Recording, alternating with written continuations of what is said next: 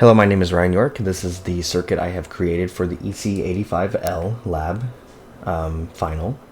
This is the entire circuit. I will slowly scroll down so you can see it. It's currently not running right now. That's why it shows a high and then two lows. But if I run it, according to the state diagram that we derived and then implemented, state 0 is represented by a 0, 0, 0, as we see right here.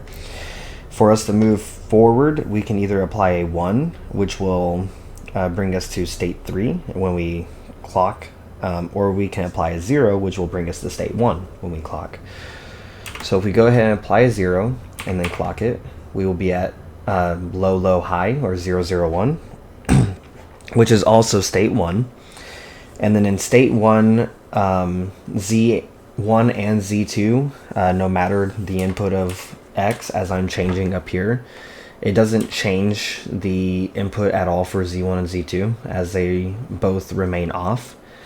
However, if we want to turn on, I believe it's Z1, we can move forward into S2. The only way to move forward to S2 is if we apply a 1, as in state 1, if a 0 is applied, no matter how many times we clock it, we will remain at 0, 0, 1, which is still state 1 because it loops back into itself. But if we apply a input of 1 and then clock it, we will now be at 0, 1, 0, which is state 2.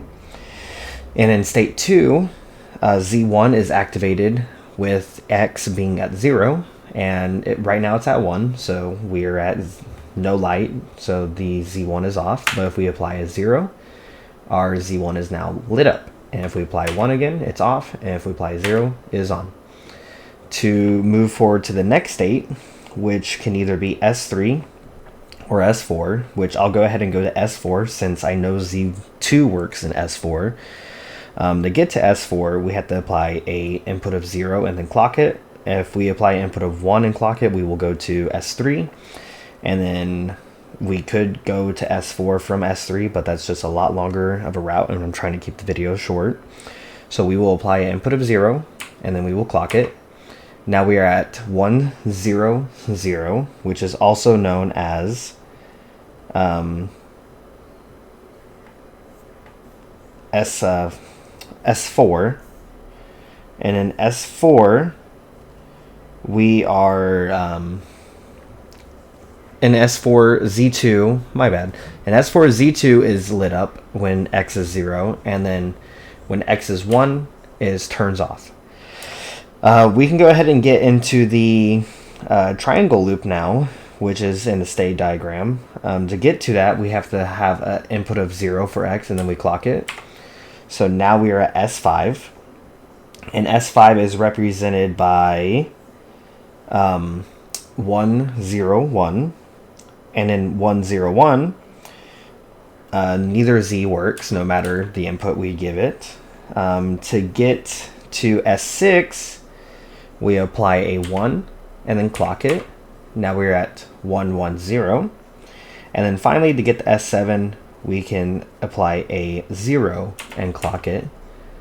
And in S7, Z2 will be on when X is 0. And will be off when S is 1, or X is 1. Now, when we're in this loop from S7, we can't get back to S4. It will only allow us to go from S7. We will only be allowed to go to S6 or S5, state 5. If we want to move around those three, we can, but we cannot get back to state 4, which I will demonstrate. If we apply a input of 0 for X and then we clock it, we are at 1, 0, 1, which is 5 again. If we apply a 0, however, again, we are still at 1, 0, 1. And then if we apply a 1 and then clock it, we are at S6, which is represented by 1, 1, 0. And then if we apply a 0 and clock it, we are back at 1, 1, but we cannot go back to the original state 5.